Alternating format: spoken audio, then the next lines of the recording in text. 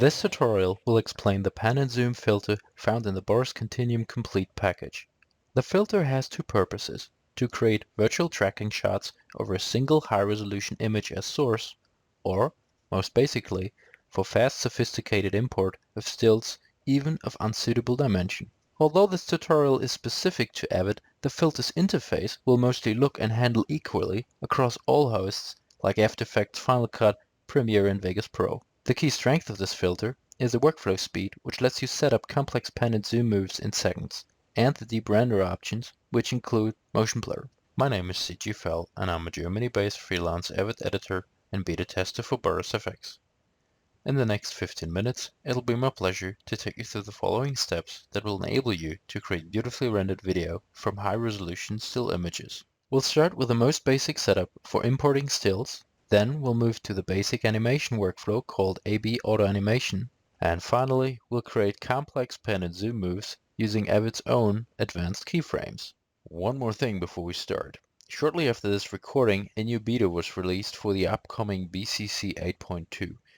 You'll notice a lot of green dots here. Now, practically all filters are real-time whilst rendering in 16-bit.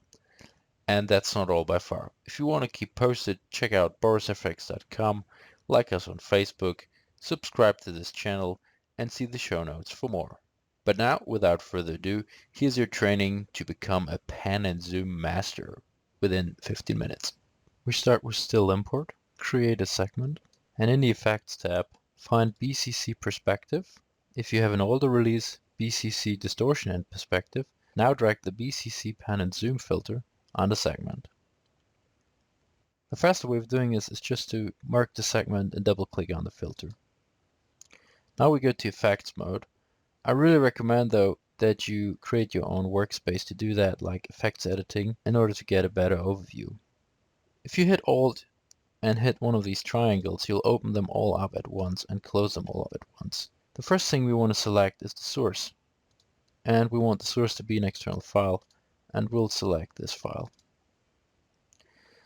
The next option is the aspect ratio. Square pixel is fine for images. Video Safecutter is a brand new option that will remap your color space from RGB to 601/709.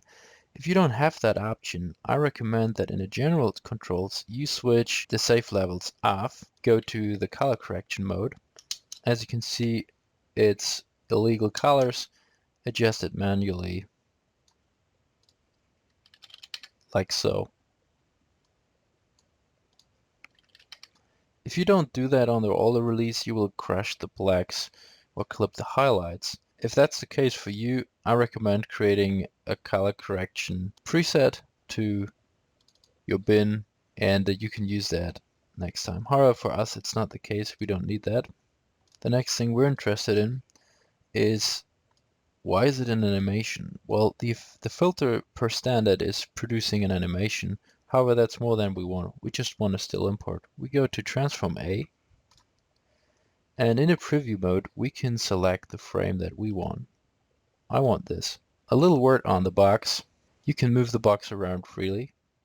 If you pull on the sides at the top bottom, you will enlarge it. If you hold Shift, the other side will remain static. Like so, if you hold Shift while moving the box, you'll have a horizontal and vertical lock, which can be handy. Same applies to rotation, where when you hold Shift, it'll lock to 45-degree steps. I'm happy with this frame, and I want to use this as a still. Exit preview mode.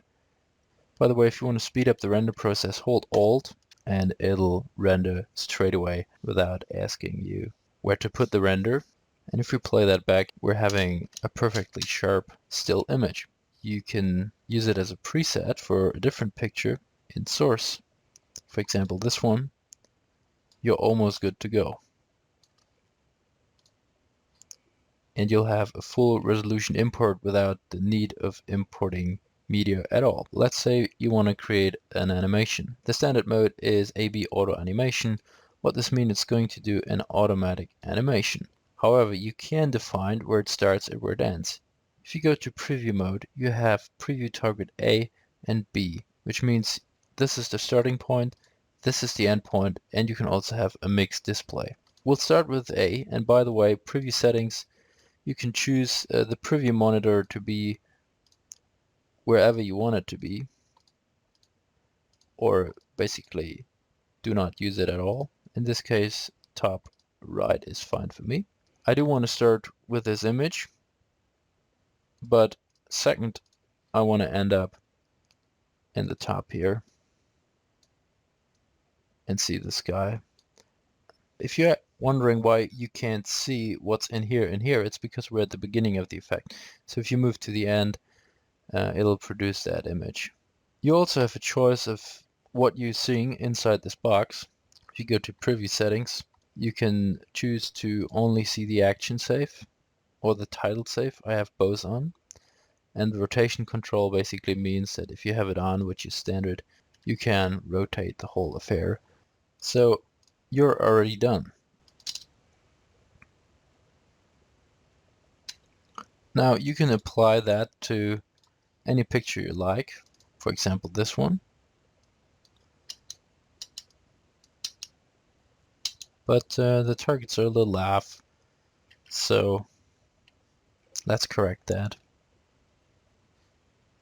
Let's say we wanted to end here and wanted to start here. And for some artistic reason, we decide that we want this to be exactly the opposite of what it is right now. That's pretty easy. Just go to BA, because then it will switch the targets and you'll start with their heads and end up with a button. You have an influence how this animation works. If you preview ease curve, you see what's happening. Hold start means how long it will hold the position until the effect starts, and hold end is the same for the end. With ease in and out, you can define the steepness of that curve. So let's just, for this example, say we want it a little bit faster. And if we render that out, we have a custom animation. If we review that,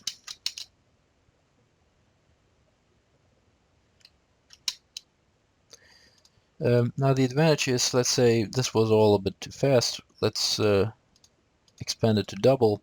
Now the effect will automatically render the double time, and you can see that it says here that it thinks that it only needs to render this. This is an incorrect display, so I recommend you clear render at position, just re-render it.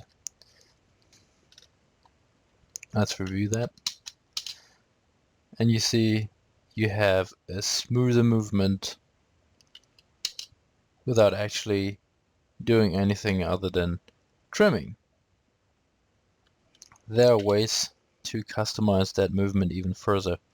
For this example, let's choose this file, and as a starting point, let's do a zoom in onto this body painting here. And by the way, the source is always the picture source, and the sample is what's inside the box. Now B, we want to see his entire face. Now if we hit AB auto completion, it'll do what we're used to. It'll do this effect like we did in the other example. But if we want more control, we can go to AB completion. We'll give you this completion category here, which is new. And what you do is you can set a start keyframe and an end keyframe, and say the end keyframe is 100. And as you can see, it's going to create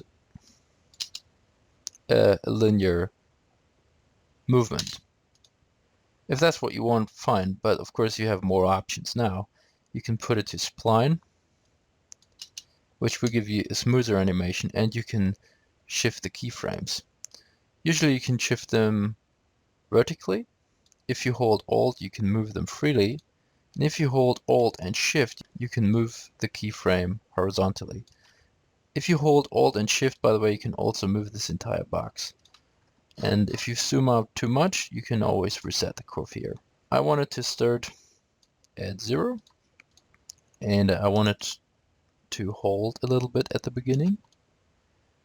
And I want this point here to end here. So I just mark that and say align keyframe, and it will automatically slip here. By the way, if you have set position to keyframe activated, this will not work the same way I just demonstrated, because each time you select the keyframe, the cursor will automatically jump there. If that's what you want, fine, but usually I find it distracting. So I just said set position to keyframe off. And if I want the animation to end here, I just mark the keyframe and tell it to align. And of course you can mark multiple keyframes at once and either drag them in this way,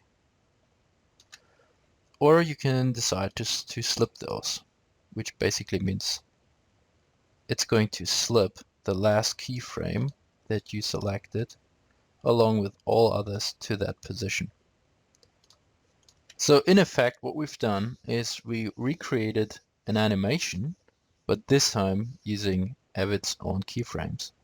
And this has a number of advantages. So let's review it. Okay, it works perfectly. If you stretch this effect out to be, say, double as long, you will see that the animation will be slower as well. The reason that is because the keyframes are set to be elastic.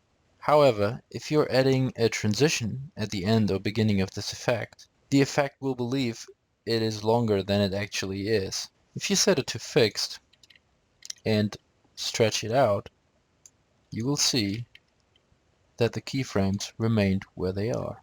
That difference is important, especially when you're applying transitions, because then the effect will become longer. Okay, let's move to the more complex animations. Well, we're going to add a little twist to the whole occasion. And I want to start at his feet.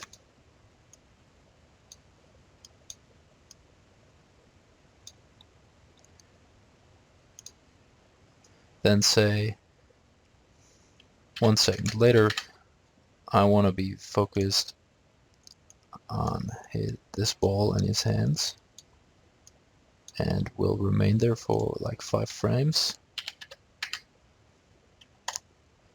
2 seconds later, I want to be focused on his head, and then I want to twist it out to show the entire frame, but we want to add a little twist to that, so that when it comes from here, it's going to twist. Of course, you can add as many twists as you like. Now at this point, in order to make the movement smooth, you switch to spline. Fixed is a good idea if you're later on planning to add dissolves without altering the effect's timing. And it's a good practice to remove redundant keyframes, which will basically eliminate all keyframes that have not been used. Now, once you review this, you may find you want to change the timing a little bit, like this is too fast. So all you do is you mark the keyframes that you want to change, you hit Alt, and you can change them right here and change the timing in this way. Say this is too fast too, you just change that keyframe and you'll have a slower movement.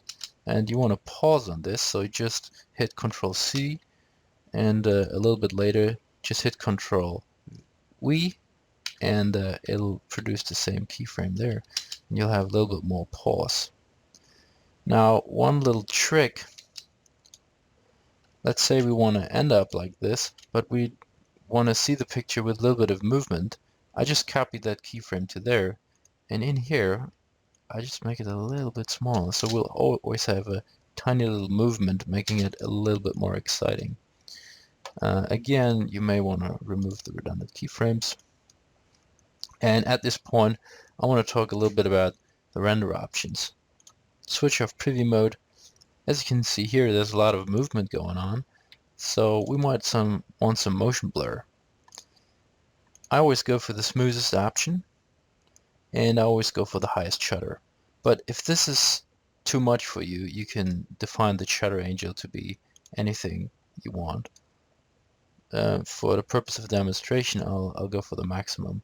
The adaptive motion blur, option will basically make your render faster because it will analyze where it really needs to apply the motion blur. Quality.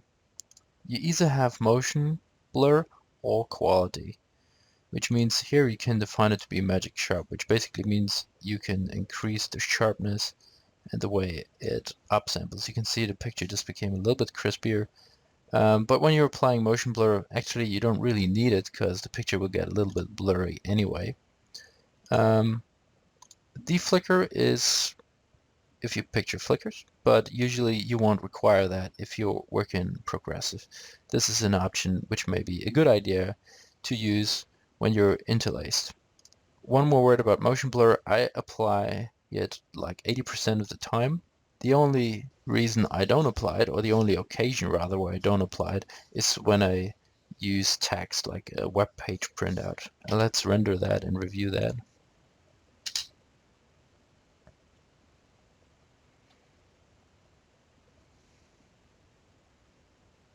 For me, the last part was a little bit too fast, so I just take these two keyframes and pull them to the end so we have a smoother transition here. So let's take a look at it again. Full screen.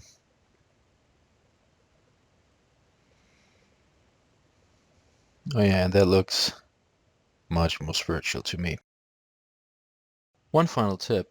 On rare occasions, you might find that your preview box is exceeding the black edges. The effect is doing this on purpose because it's trying to find a smooth curve between the present and the next keyframe. A very simple way to get around this: to copy the next keyframe, step ahead a couple of frames or just one, and paste the same keyframe. This will change the curve. As you can see, no more black edges. If you want to test drive this filter yourself, head over to borisfx.com and download the fully featured 30-day trial of Boris Continuum Complete, which includes another 200 plus filters. Under filter list, you can download a detailed PDF for each filter. And if you hit movie list, you'll even see a short clip for each one. Just select the category on top, then choose the filter. I hope you found this tutorial helpful. Feel free to subscribe and browse the channel for many more.